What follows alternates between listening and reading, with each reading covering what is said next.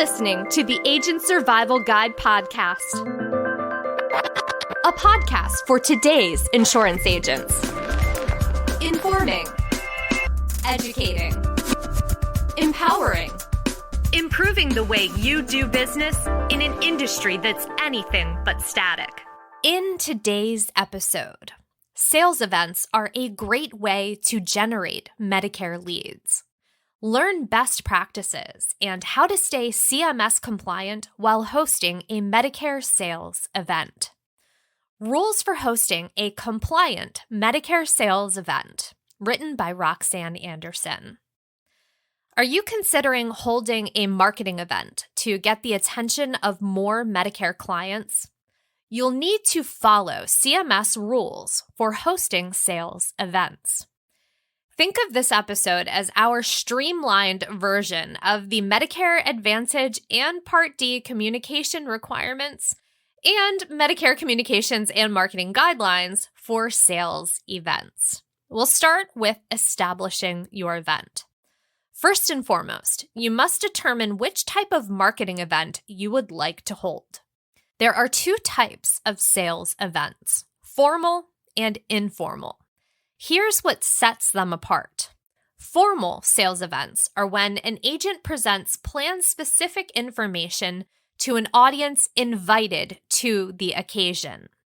Informal sales events are when an agent offers plan info upon request only, while at a table, booth, kiosk, or RV. After you decide which type of event you want to host, you should decide on the when and where. You must register sales events with the proper parties and hold them in a public setting where individuals do not receive healthcare services. Now, quick note here, you may carry out sales activities in common areas of healthcare settings, including common entryways, vestibules, waiting rooms, hospital or nursing home cafeterias, even community, recreational, or conference rooms. But you may not carry out sales activities in exam or hospital patient rooms, treatment areas where patients interact with their provider or provider's team, and pharmacy counter areas where patients interact with pharmacy providers and obtain medications. Also, avoid sales activities at health fairs or expos where health screening is being provided to avoid the risk of being perceived as engaging in cherry picking. That's a term we use to define selecting only the healthiest or wealthiest segments of the enrollment population, and it is also discrimination. You cannot target beneficiaries in such a way that only healthy potential enrollees are likely to access meetings and materials. Additionally, be aware that you cannot hold a sales event within 12 hours of an educational event in the same building or any adjacent buildings. To meet these fundamental requirements, be sure to schedule your event far enough in advance to reserve a suitable space and let everyone know about it. Next, registering your event. Do you need to register sales events? Exact reporting deadlines and requirements vary from carrier to carrier, but carriers are responsible for maintaining accurate records of all their agents' educational events and informal and formal sales events. The earlier you submit your events to carriers, the sooner you'll be able to start advertising them. Getting to know all your carrier's reporting requirements is important. The required lead time for reporting your event varies from carrier to carrier, so register your event as soon as possible. Not registering an event in time with one of your carriers will force you to reschedule it. Furthermore, if you fail to register an event with a carrier, you could lose out on sales commission and have your contract revoked. Definitely don't want that to happen, so plan early. To learn carriers' reporting requirements, start by looking in your online agent portal for guidance.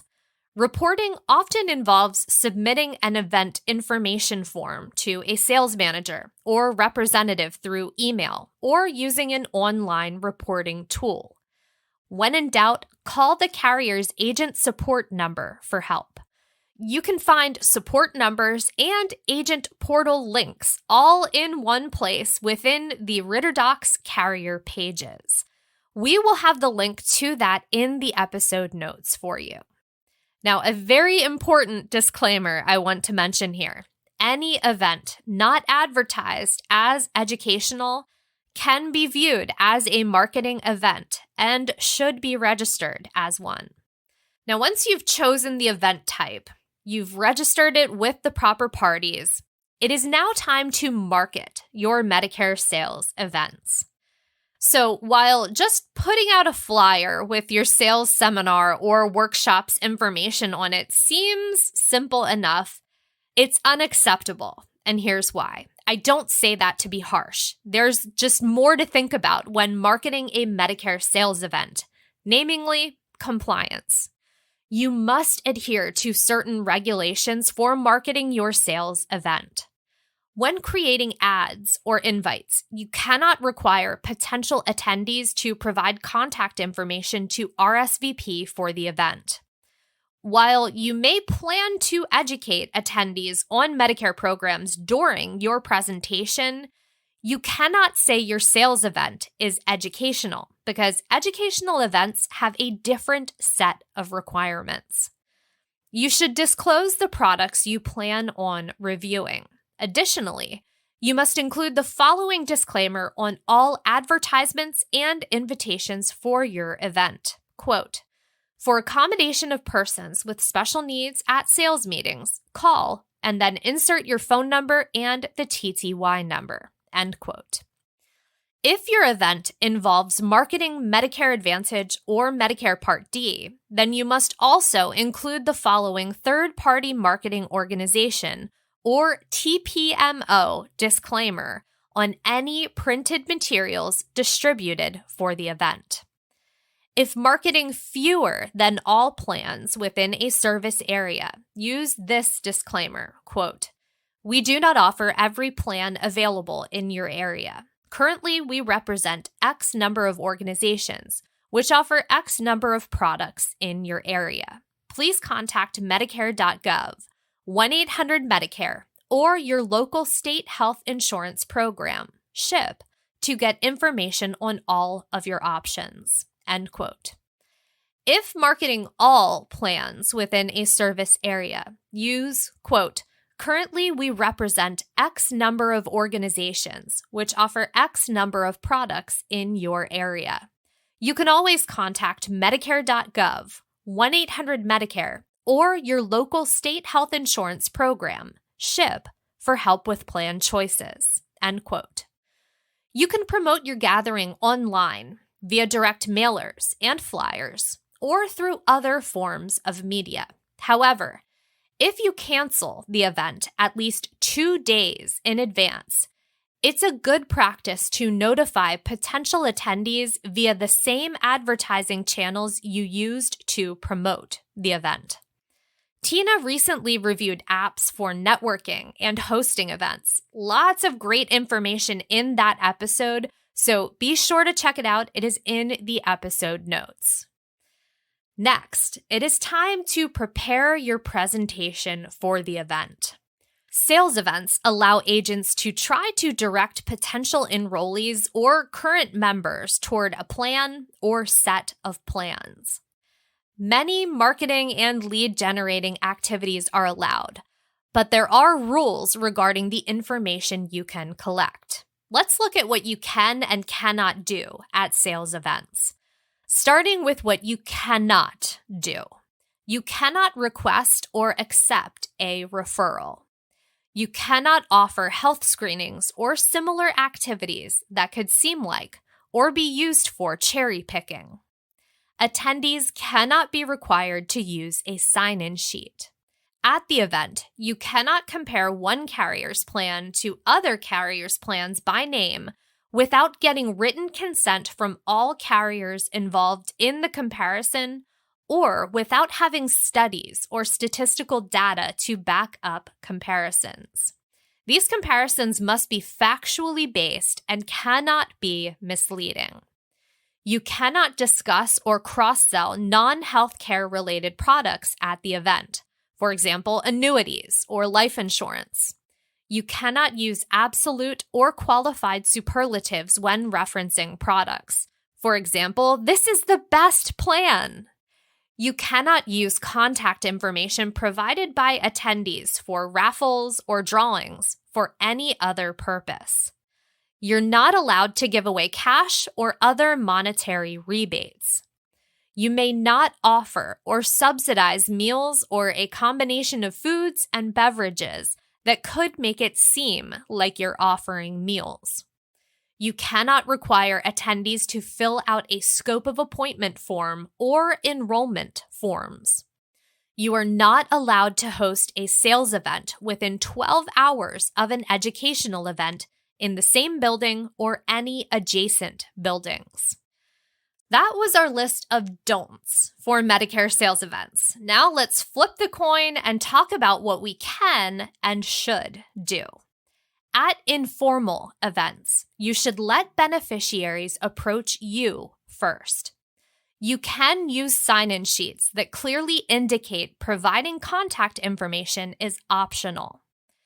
You must name all the products and plan types you'll cover before starting your Medicare sales event. You must use only carrier and CMS-approved presentations and talking points during the event. You can distribute giveaways with your contact information as long as the giveaway items comply with CMS nominal gift ordinances. You are also allowed to give away promotional items that include plan name, logo, toll-free number, even the carrier website. These items must also comply with CMS nominal gift ordinances. You can hand out objective educational materials on Medicare Advantage, Part D, and other Medicare programs. You are allowed to provide refreshments or light snacks, for example, coffee, soda, fruit, crackers. Just keep in mind the items must comply with CMS nominal gift ordinances. You can distribute star ratings information, the summary of benefits, a pre-enrollment checklist, and the multi-language insert with any enrollment form. You can collect lead cards, business reply cards, and enrollment applications. You must use the necessary TPMO disclaimer on printed marketing materials. You're allowed to freely give out your business card to attendees. You can arrange follow-up appointments and collect scope of appointment forms for future appointments. You can call attendees who attended a sales event as long as they gave express permission at the event for a follow-up call. You must have that documented permission to contact. Now that we've gotten through the list of do's and don'ts, you probably have all your ducks in a row. You're almost at the date of the event, but not everything always goes as planned. Something may happen, and you may find that you have to cancel your sales event. While the Medicare Advantage and Part D communication requirements don't require you to submit sales event cancellations in HPMS, you should follow these best practices for canceling a sales event, as well as any policies set forth by your carriers. If you cancel the event within 48 hours of its originally scheduled date and time for any reason, including zero attendance, you should submit the event cancellation to all carriers involved or your upline and let the venue know. You should be present or have a plan representative present on site at the original start time to let potential attendees know about the cancellation and provide them with plan information unless the cancellation is due to inclement weather. and then remain or have the plan representative remain on site at least 15 minutes after the original start time. If you cancel the event at least 48 hours in advance of its originally scheduled date and time, you should still submit the event cancellation to all carriers involved or your upline and let the venue know. Tell potential attendees about the canceled event the same way you let them know about it in the first place. And if you cannot do so, you must provide proof substantiating that to all carriers involved. Compliance should always be your number one priority. We have covered many reasons why it's important to stay compliant, many of them in our episode on rules for hosting a compliant Medicare educational event. Those reasons also fit in here with sales events, so be sure to give that episode a listen. It'll be linked in the episode notes for you. Don't forget, during your event, you may unknowingly speak with a secret shopper. They are a thing. By treating all attendees with respect and following the rules, you can ensure a secret shopper will only have good things to report. Now, conducting a compliant Medicare sales event might seem intimidating. We just outlined a lot of rules. But we don't want you to let that stop you from adding them to your list of strategies to grow your insurance business, because they're an effective strategy. If you're looking for support in marketing, join the Ritter team by registering with us. You'll gain access to customizable marketing materials, our CRM tool, the Ritter platform, and so much more. Check out the episode notes to find out more about Ritter's tools. And remember, we are always here to help with any questions, so you have nothing to fear. You can contact us by leaving a message at 1-717-562-7211 or by sending an email to asgpodcast@ritterim.com. Thank you so much for listening. We will see you next episode. The Agent Survival Guide podcast is a production of Ritter Insurance Marketing, an integrity company. This episode was written by Roxanne Anderson. Script adaptation by Tina Lamoureux. Recording and production by me, Sarah Ruppel. Podcast design by Urban Rivera. Artwork by Vivian Zhao. Follow along with our show wherever you like to listen.